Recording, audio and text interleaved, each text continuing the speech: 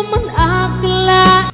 Narito tayo ngayon upang matunghayan ang napakainit, nagbabaga at talaga namang usap-usapan at maraming pinaka-inaabangan na issue ni Ate Erica. Sa pagpapatuloy ng ating istorya ay bumalik nga si Kalingap Val Santos Matubang sa bahay ni Lola Miguel upang ma-interview si Lola Miguel dahil may nakapagsabi nga kay Kalingap Val na mayroong pagsubok na kinakaharap sila Lola Miguel. Moria. Magtapos ka na sa kanila. Kung sakaling bumalik, ano yung tawad, tanggapin mo? Kahit na Masakit lang sa loob, ano? simple po sa ginawa lang yan. Kahit pag ikaw na, pag ikaw na sugatan, pero may tilat yan. Pero mahal mo sila tayo, noon pa. Noon po, mahal ko yan. Hatid sundo, nung maliliit pa yan. Sama-sama ko yun sa pahila ng Karabaw. Ngayon, wala na. Wala na. Hindi ko hinihiwalay sa aming mag-asawa yan, dalawang yan. Maliit pa, nasa kompa po kami sa Labo, sa Malasugi. Hindi kasama sila.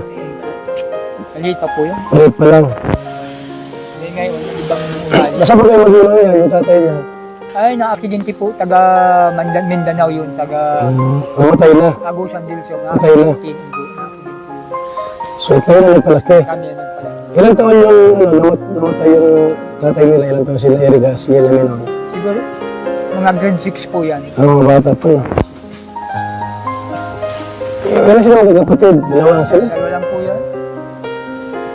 Kaya nalalagaan namin, tuwa-tuwa nga ako, unang apo ko sa babae. Minalmahal ko. Eh, paglaki, nagkasungay. Wala na aking mga bata ito.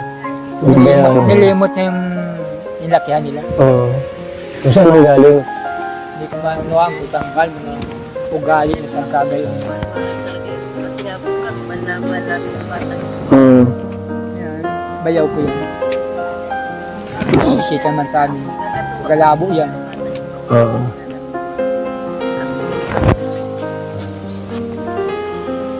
Ba't mo kumampis sa babae na yun? Kay Ene Torres. Ay, yun pong kanya, laging kausap. Siguro yung kanya. Tapos, pinakwil na kayo. Mga yabat ang salita. Tapos, kinukumbinsi na kami daw ay kumbinsi na ako na nagpapadalang pira na tiyatanggap ko.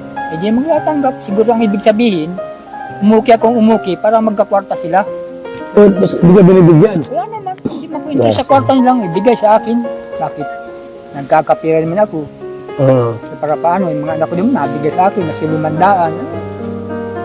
Yung anak ko nagtatrabaho doon, 1,000, 500. Then, napadala naman sa akin. Pag ako'y nalagas-lagas dito, may kwarta din ako dito. Hati naman kami ng may-ari. Kaya hindi ko interest man sa kanilang. Ilan taon ka na tayo? Ako na ay, 60, na ako. Double 6 na. 66 si nanay. Ano yan, 63. Of my word. Magdidimanda para po. Kayo ang sumira.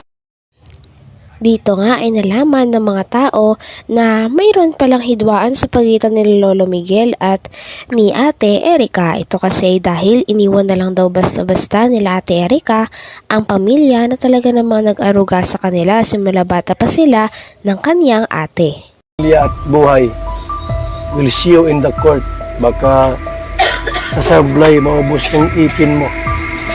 Ano kaya yung topic natin dito? Di ba pira at ikaw ang may hawak? Yung pira, hindi si May. Ikaw pala may hawak? Wala akong pira hinahawakan dyan. Ha? Wala akong Yan o. pira. Dahil kayo ang bumili ng mga gamit. Utos lang ni Silami. Utos yun yung si Silami. Anong gamit yung binili niyo tayo? Yung simento, ganun, yung mga abrebe, yung mga ginagamit. Saan ginamit? Sa bahay nila. Bibigyan nga sa akin. Ikaw daw ang may hawak ng pera, hindi si May. Wala sa akin, nasa kanya. Kaninong pera yung ginamit? Pera nila o pera mo dun eh? Kaya yun ito yun. Ayun po yun. Kami po magpapatunay po doon. Hindi pera nila Hindi po pira po ng Ilaber. Hindi pera. Yung pira po ni John A. Ang binili po doon ni Sheila May, lote sa dait. Okay. May luto sa daet, binili. Opo. Magkano bili noon? Yung baga pong Ilmax po yun. 100. Motor, Max, Bumili pa ng motor. Tricycle. Oh, ang dami, tricycle pa. Motor, tricycle pa. Ang pagkakasabi ko, daw, ang dinig ko, yung may tricycle na yun ay pampamilya. Pero inang Sabi nila. nila. Inang kinino? Nila nung asawa.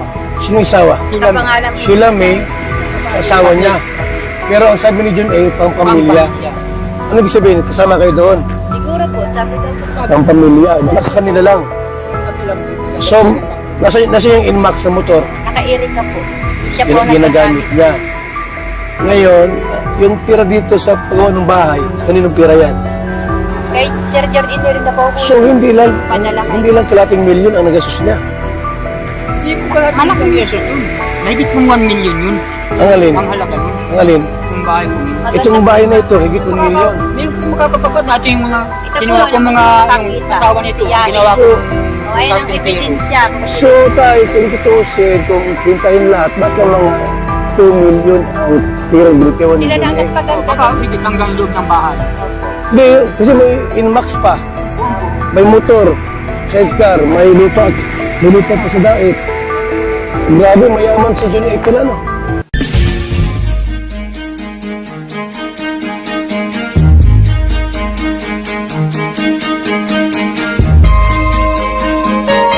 Ito ang palatuntunang tunay na lingkod bayan. Ang programang tututo sa kapakanan ng mga mamamayang kapos sa kapalaran. Kinausap nga rin ni Kalingap Val ang tita ni Ate Erica at ni Sheila May nang sa ganon ay makakuha pa ng maraming impormasyon sa totoong nangyari.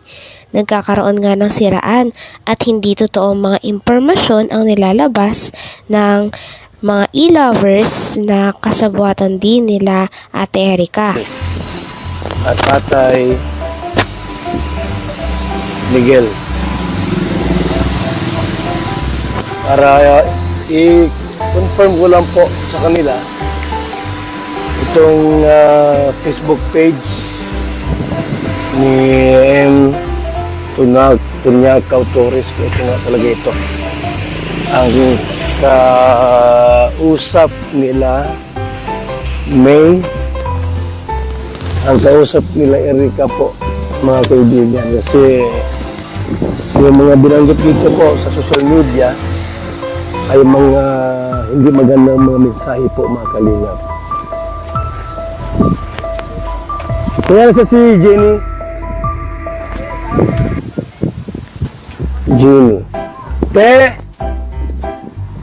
May confirm lang ko sa iyo para mas Ay! Linawin ko lang kung ito yung babaeng ito para magklaro ko lang. Apo, siya po yan. Ano ito? Apo, yung stories na sinasabi. Kasi may binsay din sa iyo. May binsay sa social media na basa ko lang din. Ikaw ata ang pinatamaan dito. Nandyan din po yung mga text nila sa amin. Hmm? Ito po ito, dinidelete. Make sure na may ebidensya ka. Amin. At baka warrant of arrest ang darating sa iyo. Mark my word. Hindi naman na pala po. Kayo ang sumira sa sarili ninyong pamilya at buhay. We'll see you in the court. Baka sasablay, maubos yung ipin mo. Maubos yung ipin mo. Ha? Papagunot na nga ako, kuya. Para gugutengin. Baka malunok mo yan. God bless and see you in the court. Ako, delikado ka. Panindigan mo lahat ng sinabi mo, ha? Gather some evidence, yung totoo, kasi pag hindi kayo ang kawawa, kayo ang nag-umpisa, hindi ako. Di mo nga mabanggit pangalan ko. Amy Torres. Sombra mo, pakialaman sa hindi nyo naman pera at buhay. Be ready for yourself. Nagpauto kasi kayo, yan, kayo din nagpapahiya sa korte. Nagpauto kasi kayo, yan, kayo din, mapapahiya sa korte. Gagalit kayo kasi di namin kayo binigyan ng pera. Ano naman po ang kinagagalit po namin sa Kasi kanila. mukha kayong pera. Yun nga.